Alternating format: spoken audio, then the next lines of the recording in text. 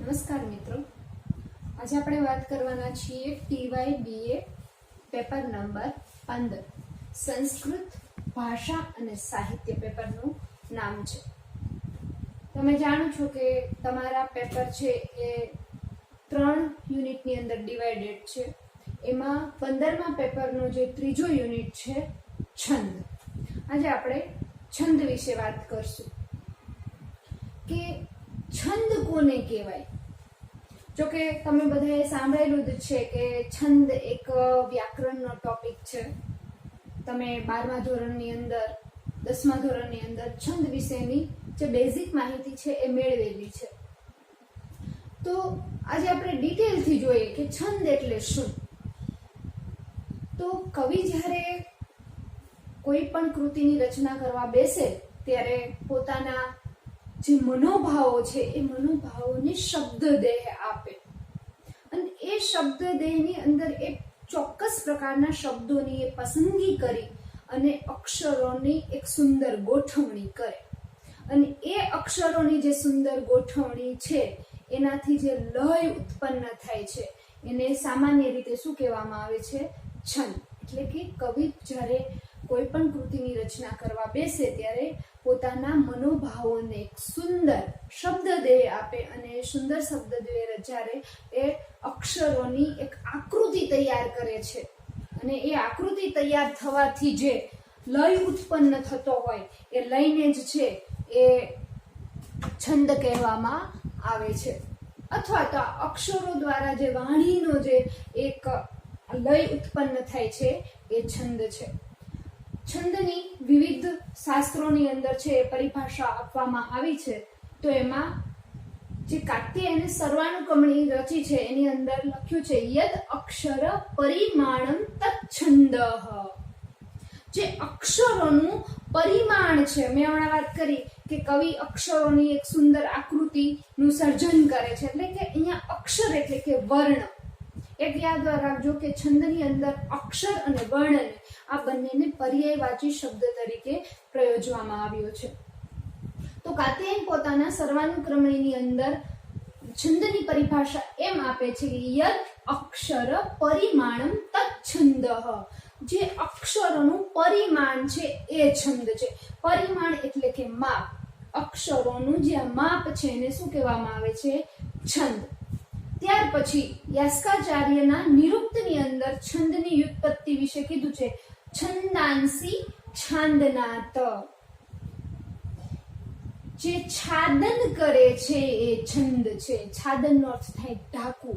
કહેવાય છે કે પહેલા છે એ દેવોએ મૃત્યુથી ડરતા જે દેવો છે એ દેવોએ છંદ વડે આચ્છાદન કર્યું હતું માટે છે એ મૃત્યુથી પણ જીતી ગયા હતા. એટલે છંદથી દેવોએ છે આચ્છાદન કર્યું હોવાથી છાંદના છંદાંસી. છંદને શું કહેવામાં, જે આચ્છાદન કરે છે એને શું કહેવામાં આવે છે? છંદ કહેવામાં આવે છે. છાદન એટલે કે ઢાંકવું. ત્યાર પછી કેટલાક આચાર્યો છે એ ચદ ધાતુ 1970 ધાતુ છે સંસ્કૃતની અંદર, એમાં ચદ ધાતુમાંથી છે એ છંદ શબ્દની ઉત્પત્તિ આપતા કહે છે ચદી આહલાદ. કે જે આહલાદક આપે, જે આનંદ આપે છે એ આનંદને શું કહેવામાં આવે છે? છંદ કહેવામાં આવે છે. કવિ જ્યારે અક્ષરોથી જે શબ્દદેહ આપી અને જે છંદની રચના કરે છે તો એ છંદની અંદર એક પ્રકારનો એ વાંચવાથી વાચકને છે એ આનંદની અનુભૂતિ થાય અને આનંદની અનુભૂતિ થાય એટલે એ જ્યારે છંદ છે એનું જ્યારે ગાયન થતું હોય એ આનંદ આપે છે. માટે અહીંયા છે એ છંદને શું કહેવામાં આવે છે? આનંદ આપનાર, આહલાદક આપનાર એ છંદ છે. આ થઈ છંદની સામાન્ય વ્યાખ્યાઓ કે જે અક્ષરોનું માપ, પરિમાણ દર્શાવે એ છંદ છે. જે છાદન કરે, ઢાંકે છે એ છંદ છે. અથવા તો જે આહલાદ આપે છે. કેમ તો કે અક્ષરોનું જે ક્રમ નિશ્ચિત થતા છે એમાં ગેયતા ઉત્પન્ન થાય અને સંગીત છે એ કોને પ્રિય ન હોય. એટલે જે આહલાદ આપે, આનંદ આપે છે માટે છે એ ચદ ધાતુમાંથી ચદી આહલાદક. હવે આ છે છંદની વાત કે છંદ આને કહેવાય. પણ છંદ છે એ છંદની સંસ્કૃત સાહિત્યની અંદર ઘણા બધા ગ્રંથો છે, એ ગ્રંથોની રચના થઈ છે. છંદનું જે જ્ઞાન આપતા હોય ને એ ગ્રંથોને અથવા એ શાસ્ત્રને છંદ શાસ્ત્ર કહેવાય. તો આપણા સંસ્કૃત સાહિત્યની અંદર ઘણા બધા છે એ છંદ શાસ્ત્રીઓ થઈ ગયા કે જેને છંદના જ્ઞાન આપતા છે, એ ગ્રંથોની રચના કરી છે. તો એમાં એ ગ્રંથોની અંદર પ્રાચીનમાં પ્રાચીન આપણું છંદ શાસ્ત્રી જો કોઈ ગ્રંથ હોય તો એ છે પિંગલાચાર્યનું છંદ શાસ્ત્ર. આ સિવાય પણ ઘણા બધા વૃત્તમંજરી, છંદોમંજરી, આ બધા પણ છંદ શાસ્ત્રને લગતા છે એ ગ્રંથો છે કે જેની અંદર છંદની છે એ માહિતી આપવામાં આવી છે. હવે આપણે આ જોઈ છંદની પરિભાષા. હવે છંદના પ્રકાર વિશે વાત કરીએ તો છંદ છે આમ તો બે, વૈદિક અને લૌકિક.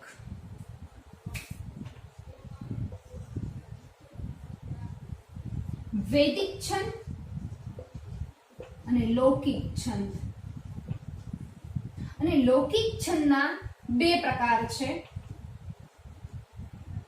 અક્ષરમેળ છંદ, માત્રામેળ.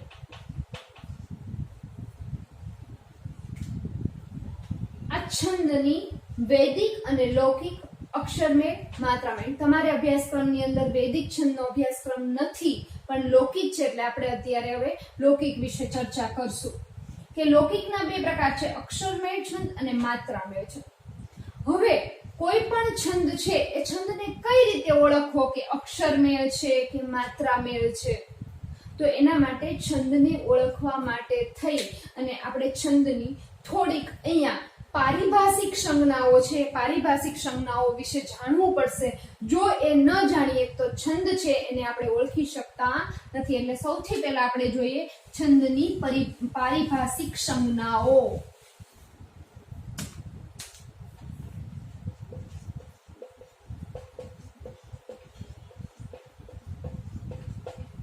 સૌથી પહેલું છે વર્ણ. હવે વર્ણ એટલે શું? તમે અહીંયા જોયું તો અક્ષરમેળ. તો વર્ણ એટલે અક્ષર. ભાષા વિજ્ઞાનની દૃષ્ટિએ વર્ણને ધ્વનિ પણ કહેવામાં આવે છે. ભાષા વિજ્ઞાનની અંદર નાનામાં નાનો કોઈ જો એકમ હોય તો એ ધ્વનિ છે. એ જ રીતે છંદશાસ્ત્રની અંદર જો પાયાનો કોઈ એકમ હોય તો એ છે વર્ણ. વર્ણને અક્ષર કહેવામાં આવે છે. અક્ષર કયો તો પણ એ છે અને વર્ણ કયો તો પણ એ છે. એટલે પહેલી પારિભાષિક સંજ્ઞા તમારે સમજવી પડે, વર્ણ એટલે શું. તો તમે બધા અક્ષરથી તમે નાનપણથી જોતા સાંભળતા જાઓ છો, ક, ખ, ગ, અ બધા એ છે એને તમે શું કહો છો? અક્ષર. અ, આ, ઈ, ઉ. તો આ વર્ણ છે એ વર્ણના મૂળ બે પ્રકાર છે. સ્વર અને વ્યંજન. વર્ણને છે એ આપણે બે રીતે પરિભાષિત કરી શકીએ છીએ. મારી પાસે અત્યારે અહીંયા એક બુક છે જેનું નામ છે પ્રશિષ્ટ સંસ્કૃત છંદો, ડોક્ટર M.K. મોલિયાનું. આ પુસ્તક છે એ છંદના જ્ઞાન માટે ઉત્તમ પુસ્તક કોલેજ કક્ષાએ ગણવામાં આવે છે. આની અંદર બધી પારિભાષિક સંજ્ઞાઓથી માંડી અને બધું જ વિવરણ છે એ અહીંયા આપવામાં આવે છે. તમારા સિલેબસની અંદર જેટલા જેટલા છંદ છે એની પણ અહીંયા વાત કરવામાં આવી છે.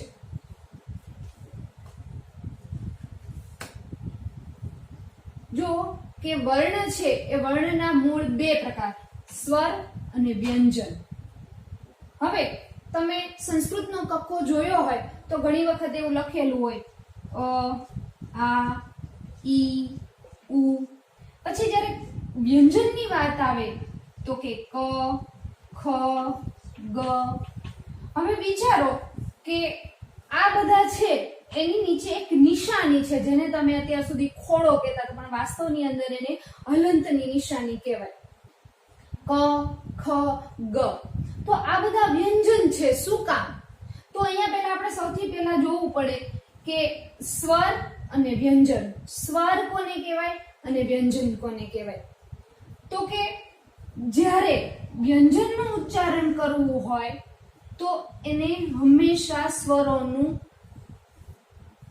ઉચ્ચારણ કરવામાં સ્વરોનું મદદ લેવી પડે છે. સૌથી પહેલા જોઈએ કે સ્વર એટલે શું, તો કે જેનું ઉચ્ચારણ સ્વતંત્ર રીતે થઈ શકે, જેને કોઈ પણ પ્રકારની કોઈની મદદ ના લેવી પડે એને સ્વર કહેવાય.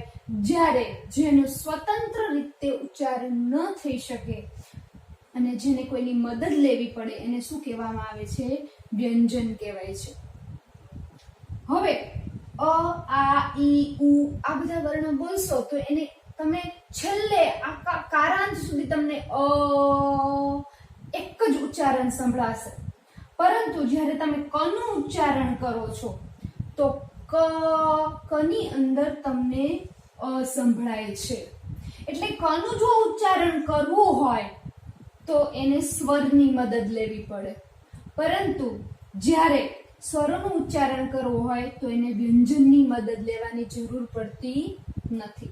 એટલે જેનું સ્વતંત્ર ઉચ્ચારણ થઈ શકે એ સ્વર છે અને જેનું સ્વતંત્ર ઉચ્ચારણ ન થાય એટલે કે જેને સ્વરોની મદદ લેવી પડે છે એ વ્યંજન છે. હવે આ સ્વર અને વ્યંજન એ જ વર્ણ. લઘુ સિદ્ધાંત કૌમુદીનું તમે નામ સાંભળ્યું છે, તમારે 11મું પેપર આવે છે લઘુ સિદ્ધાંત કૌમુદી. એની અંદર જે માહેશ્વર સૂત્રો છે એ માહેશ્વર સૂત્રોની અંદર 9 સ્વરોનું વર્ણન છે અને 33 વ્યંજનો છે. ફરીથી કહું છું કે લઘુ સિદ્ધાંત કૌમુદીની અંદર જે માહેશ્વર સૂત્ર છે એ માહેશ્વર સૂત્રની અંદર 9 સ્વરો છે, જ્યારે વ્યંજન 33 છે. એ 14 માહેશ્વર સૂત્ર છે. હવે આ સ્વર અને વ્યંજન છે એ સ્વર અને વ્યંજન થી જ અક્ષરોની ગણના થાય. કે અહીંયા છે અક્ષરમય છંદ, એવું તમે નામ સાંભળ્યું હતું, તો કે એની અંદર અક્ષરોની ગણના કરવામાં આવે. તો અહીંયા અક્ષર છે એ અક્ષરનો આધાર માત્ર ને માત્ર સ્વર પર છે. સ્વરના આધારે અક્ષર ગણના કરવામાં આવે. જેમ કે અહીંયા હું લઉં છું કે કર્મ. હવે આને આપણે વિભક્ત કરીએ તો ક વત્તા અ વત્તા ર વત્તા મ વત્તા અ. આમ જો તો 1 2 3 4 અને 5 છે તમારી પાસે. તો આની અંદર અહીંયા કેટલા દેખાય છે, 2. તો આની અંદર તમારે કેટલા સ્વરો અને કેટલા વ્યંજનો ગણવા અથવા કેટલા અક્ષર ગણવા, તો આની અંદર 3 વ્યંજન છે, આની અંદર 2 સ્વર છે. તો આમ 5 થાય છે, પણ તમારે અક્ષર ગણના કરવાની છે. એટલે ક ની અંદર અ છે અને મ ની અંદર અ છે, પણ આ ર છે એની અંદર કોઈ પણ પ્રકારનો સ્વર નથી. એ માત્ર ને માત્ર હલંત વ્યંજન છે. એટલે એની ગણના અક્ષરની અંદર થતી નથી. એટલે માત્ર અહીંયા અક્ષરો કેટલા થશે, 2. આપણે એ જ રીતે એક બીજું ઉદાહરણ જોઈએ તો કે પ્રશિષ્ટ. હવે પ્ર એટલે પ વત્તા ર વત્તા અ, સ વત્તા ઈ વત્તા સ વત્તા ટ વત્તા અ. હવે આને વિભક્ત કરવાથી આપણી પાસે આટલા સ્વર અને વ્યંજન થાય.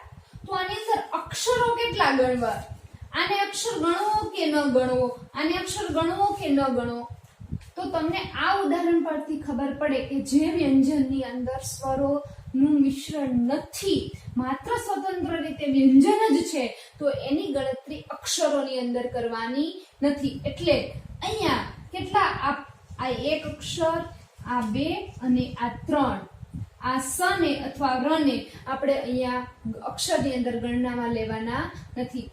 હવે આ જ રીતે છે એ છંદની અંદર પણ તમારે જ્યારે લઘુ ગુરુની નિશાની કરતા હશો ત્યારે છે એ તમારે લઘુ ગુરુની નિશાની વખતે આ વસ્તુને તમારે ધ્યાનમાં રાખવાની છે. એટલે વર્ણ છે એ વર્ણ બે પ્રકારના, સ્વર અને વ્યંજન. અક્ષર ગણનાનો આધાર યાદ રાખજો. છંદની અંદર અક્ષરોની ગણતરી થાય તો અક્ષર ગણનાનો આધાર હંમેશા સ્વર ઉપર રહેલો હોય છે. જે વ્યંજનની અંદર સ્વર હોય એની જ ગણતરી અક્ષરોની અંદર કરવાની. જેની અંદર સ્વરનું મિશ્રણ ન હોય એની અંદર આપણે કરી શકતા નથી. હવે બીજું એક વાત, જે અહીંયા સ્વર અને વ્યંજન ની મેં તમને લઘુ સિદ્ધાંતની વાત કરી, પણ સ્વર છે ને એના 3 પ્રકાર છે: રસ્વ, દીર્ઘ અને પ્લુત.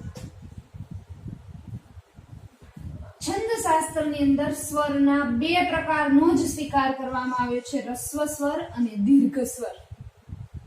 પ્લુતની ગણના કરવામાં આવતી નથી. તો રસ્વ સ્વર અને દીર્ઘ સ્વર કેટલા છે? તો કે અ, ઈ, ઉ, ઋ અને લૃ. આ બધા રસ્વ ભેદો છે અથવા રસ્વ સ્વર છે. આ, ઈ, ઉ અને ઋ આ 4 છે એ દીર્ઘ ભેદ છે. પછી એ, ઐ, ઓ અને ઓ આ સંયુક્તાક્ષર છે, નહીં સંધ્યક્ષર છે, સોરી, જે 2 સંધિથી બનેલા છે. આ સંધ્યક્ષરને પણ દીર્ઘ ગણવામાં આવે છે. ખાસ યાદ રાખજો. જો આ નહીં ખ્યાલ હોય તો છંદ છે એ છંદ વિશે તમને છંદને ઓળખવામાં તકલીફ પડશે, છંદને ઓળખી શકશો નહીં. અ, ઈ, ઉ, ઋ અને લૃ આને શું કહેવાય? રસ્વ ભેદ. રસ્વ સ્વર 5 છે. આ, ઈ, ઉ અને લૃ છે એનો લૌકિકની અંદર દીર્ઘ ભેદ થતો નથી. આ, ઈ, ઉ અને ઋ આ દીર્ઘ ભેદ છે. અ, એ, ઓ અને ઓ આ સંધ્યક્ષર છે. હવે આ જ બધા સ્વરો જો ક ની અંદર અ ભળે તો ક છે એ રસ્વ ભેદ ગણાશે. ક ની અંદર આ ભળશે તો દીર્ઘ ભેદ ગણાશે. અને ક ની અંદર એ એટલે કે બનશે, સંધ્યક્ષર થશે તો પણ એ દીર્ઘ ભેદ ગણાશે. એટલે તમારે જ્યારે તમારે ઓળખ કરવાની હોય ત્યારે તમારે સ્વર અને વ્યંજન ઉપર છે એ જો સ્વર અને વ્યંજન ઓળખતા ન આવડે તો તમે લઘુ ગુરુની નિશાની કરી શકતા નથી. આ થઈ વાત વર્ણની. હવે વાત આપણે કરવાના છીએ બીજું છે, એક હતું વર્ણ. હવે બીજું આવશે લઘુ ગુરુ અને માત્રા.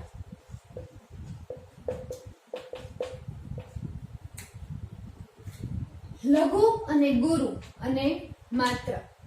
હવે હમણાં આગળ જ તમને કીધું કે જ્યારે રસ્વ સ્વર છે એ 5 પ્રકારના છે અને દીર્ઘ સ્વર છે એ 4 પ્રકારના છે. તો જ્યારે રસ્વ સ્વર છે એની નિશાની લઘુ ગણવામાં આવે છે અને જે દીર્ઘ ભેદ છે એની નિશાની ગુરુ ગણવામાં આવે છે. જેમ કે અ, ઈ, ઉ, ઋ આ બધા છે એ રસ્વ સ્વરો છે. તો રસ્વ સ્વર છે એ રસ્વ સ્વરને દર્શાવવા માટે લઘુની નિશાની વાપરવામાં આવે છે. જ્યારે આ, ઈ, ઉ, ઋ આ દીર્ઘ ભેદો છે, દીર્ઘ સ્વર, તો દીર્ઘ સ્વરને દર્શાવવા માટે ગુરુની નિશાની આપવામાં આવે છે. લઘુ છે, રસ્વ સ્વર એટલે લઘુ, દીર્ઘ સ્વર એટલે ગુરુ. લઘુને અંકિત કરવા માટે ઊભી લીટી આપવામાં આવી છે જેને દંડ તરીકે ઓળખો છો. જ્યારે ગુરુ માટે વક્ર નિશાનીનો પ્રયોગ છંદ શાસ્ત્રની અંદર થાય છે. ગુજરાતી ભાષાની અંદર લઘુને દર્શાવવા માટે આ નિશાનીનો પ્રયોગ થાય છે, જ્યારે ગુરુને દર્શાવવા માટે આ નિશાનીનો પ્રયોગ થાય છે.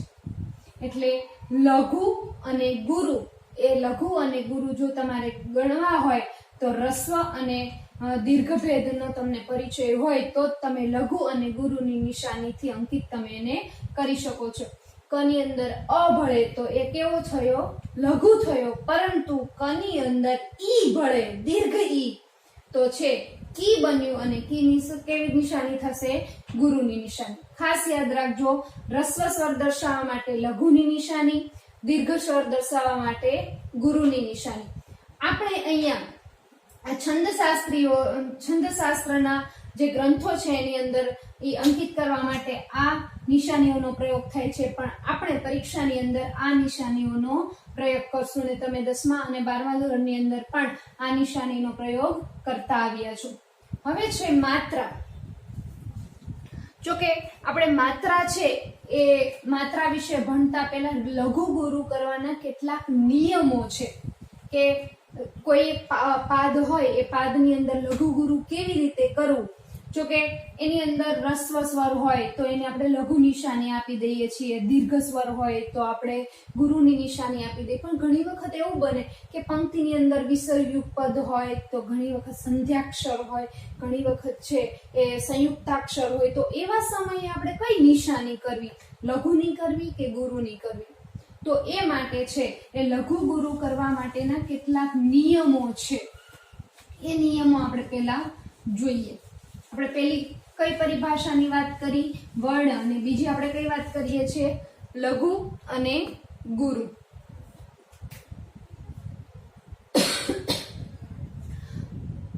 પહેલો નિયમ કે જ્યારે આપણે કોઈ પણ પંક્તિ હોય એ પંક્તિની અંદર છેલ્લો, જ્યાં લઘુની નિશાનીની આવશ્યકતા ન હોય ત્યાં છેલ્લો હંમેશા છેલ્લો વર્ણ ગુરુ કરવો. જેમ કે આપણે એક પંક્તિ જોઈએ, સ્નિગ્ધ છાયા.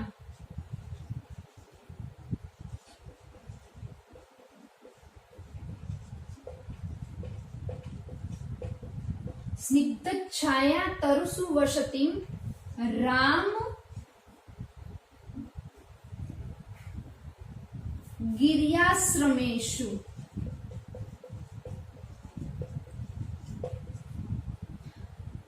આ મેઘદૂતનો પહેલો જ શ્લોક છે. મેઘદૂત છે એ મંદાક્રાંતા છંદની અંદર લખાયેલું છે. તો અહીંયા જો કે આખી એક પંક્તિ થઈ, સ્નિગ્ધ છાયા તરસુ વસતિમ રામ ગિર્યાશ્રમેષુ. તો અહીંયા આ લઘુ છે, છેલ્લું છે એ લઘુ છે. જો કેમ કે મેં આગળ તમને કીધું હતું કે કોઈ પણ રસ્વ સ્વર છે એને લઘુ કહેવામાં આવે છે. તો અહીંયા જો આ ઉકાર તમને જે દેખાય છે એ ઉકારની નિશાની રસ્વ છે. જો આમ હોત તો દીર્ઘ થાત. આ રસ્વ છે તો અહીંયા લઘુની નિશાની આવશે. પરંતુ નિયમ પ્રમાણે જ્યાં લઘુની આવશ્યકતા ન હોય ત્યાં દરેક છંદ જ્યારે તમે ઓળખતા હોય તો દરેક પાદની અંદર કમ્પલસરી છેલ્લો વર્ણ છે એ લઘુ હોય તો પણ ગુરુ બની જતો હોય છે. એટલે અહીંયા લઘુ કરતા આપણે શું કરશું? ગુરુની નિશાની કરશું. ફરીથી કે કોઈ પણ પાદ અથવા કોઈ પણ છંદની જ્યારે આપણે ઓળખ કરતા હોઈએ ત્યારે પાદનો અંતિમ વર્ણ જ્યાં લઘુની આવશ્યકતા ન હોય, લઘુ વર્ણ હોય, લઘુની આવશ્યકતા ન હોય તો પણ છતાં આપણે છેલ્લો વર્ણ તો હંમેશા લઘુ હોવા છતાં પણ આપણે શું કરશું? ગુરુ.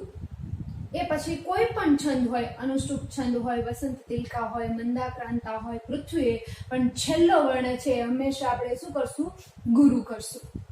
બીજો નિયમ છે કે જ્યારે લઘુ અક્ષર પછી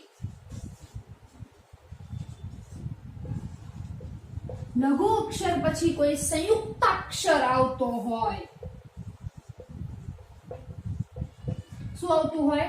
સંયુક્તાક્ષર આવતો હોય, જેને તમે અત્યાર સુધી જોડ્યાક્ષર કહો છો, એ સંયુક્તાક્ષર આવતો હોય તો શું થાય?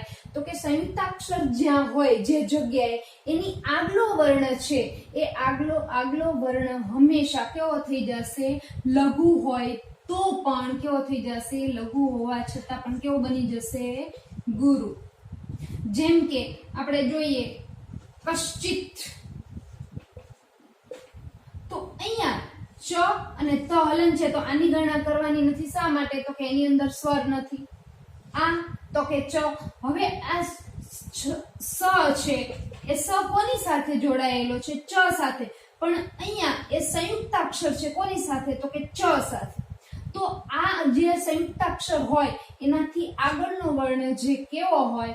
તો કે લઘુ હોય. એટલે કે ક જો અહીંયા લઘુ છે છતાં પણ એ કેવો બની જશે? ગુરુ. એટલે કે જ્યારે સંયુક્તાક્ષર આવતો હોય તો એ સંયુક્ત અક્ષરના આગલા અક્ષરને ધક્કો લાગીને એ કેવો બની જતો હોય છે?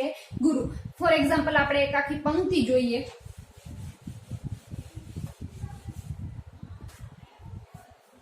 કશ્ચિત કાંતા વિરહ ગુરુણા સ્વાધિકારાત પ્રમત્તઃ. જો અહીંયા કશ્ચિત કાંતા વિરહ ગુરુણા સ્વાધિકારાત પ્રમત્તઃ. એટલે અહીંયા જે આ જોડિયાક્ષર છે, સંયુક્તાક્ષર છે, એ સંયુક્તાક્ષર પહેલાનો જે વર્ણ છે એટલે અહીંયા શ ની પહેલા શું છે? ક. તો એ ક લઘુ છે તો લઘુને બદલે શું બની જશે? ગુરુ. શા માટે? તો કે આ અડધા સ નો પ્રભાવ છે એ ક ઉપર પડે છે. અહીંયા જો કે અહીંયા ન છે એ ન અડધો છે તો એને આગલાને ધક્કો લાગશે. તો પણ આગલો કા છે ઓલરેડી એ ગુરુ છે એટલે એમાં કંઈ પણ પરિવર્તન કરવાની જરૂર નથી. અહીંયા જો કે ત છે તો તનો ધક્કો આગળ લાગશે રા. તો રા તો ઓલરેડી ગુરુ જ છે એટલે અહીંયા પણ કઈ પરિવર્તન કરવાની જરૂર નથી. પરિવર્તન ક્યારે કરવાનું થાય? કે સંયુક્તાક્ષરનો આગલો વર્ણ લઘુ હોય તો એની જગ્યાએ તમારે ગુરુ કરવાનો થાય. એટલે પહેલો નિયમ કે પાદનો અંતિમ વર્ણ છે એ હંમેશા ગુરુ કરવો. બીજો, સંયુક્તાક્ષર હોય તો એ સંયુક્તાક્ષરથી આગળનો વર્ણ હંમેશા લઘુ હોય તો કેવો બની જાય? ગુરુ. અને ગુરુ હોય તો એ ગુરુ જ રહે છે. એમાં કોઈ પણ પરિવર્તન કરવાની જરૂરિયાત રહેતી નથી. ત્રીજો નિયમ જો, ત્રીજા નિયમ પ્રમાણે એક આપણે ત્રીજો નિયમ એવો છે કે ઘણી વખત સંસ્કૃતની અંદર એવું બનશે કે કોઈ પણ વર્ણ છે એ વિસર્ગયુક્ત, કોઈકની અંદર વિસર્ગ આવશે, કોઈકની અંદર અનુસ્વાર આવશે. તો એવા વર્ણનું શું કરવું? ત્યાં લઘુ કે ગુરુની કેવી રીતે નિશાની કરવી? તો એના માટે જો એક પંક્તિ જોઈએ. સાપે નાસ્તમ ગમિત મહિમા વર્ષભોગ્યેણ ભર્તૃઃ.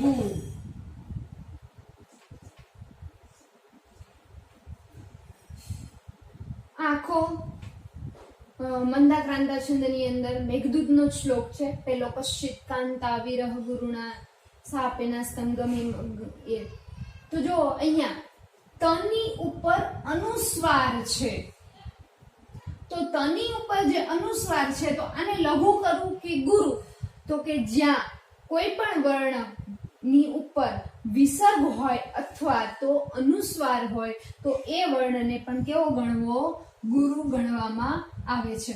હવે આ સિવાય અહીંયા જો કે આ છેલ્લો વર્ણ છે એની અંદર વિસર્ગ છે તો એ વિસર્ગ છે એ વિસર્ગ હોવાથી અહીંયા શું થશે? ગુરુ. આમ તો પેલા નિયમ પ્રમાણે અંતિમ વર્ણ છે એટલે ગુરુ જ થશે. પણ વચ્ચે પણ જો ક્યાંય વિસર્ગ આવતો હોય તો અધઃ પતન, તો ત્યાં ધની અંદર વિસર્ગ છે તો ત્યાં છે એ શું થશે? ગુરુની નિશાની થશે. તો આ 3 થયા નિયમ આપણા કે પાદનો અંતિમ વર્ણ હંમેશા ગુરુ કરવો. બીજા નિયમ પ્રમાણે જો જોડિયાક્ષર આવતો હોય, સંયુક્તાક્ષર આવતો હોય તો એનો આગલો વર્ણ છે એ લઘુ હોય તો ગુરુ બનાવી દેવો. અને ત્રીજા નિયમ પ્રમાણે કોઈ વર્ણ છે એ વિસર્ગ અથવા તો અનુસ્વાર અથવા તો ઉપદ માનીએ કે જીવા મૂલ્ય જો વર્ણ આવતા હોય તો એવા વર્ણોને પણ કેવા કરવા? ગુરુ ગણવા. હવે પછીના વિડીયોની અંદર આપણે આગળની પારિભાષિક સંજ્ઞાઓ છે એના વિશે વાત કરશું. અસ્તુ.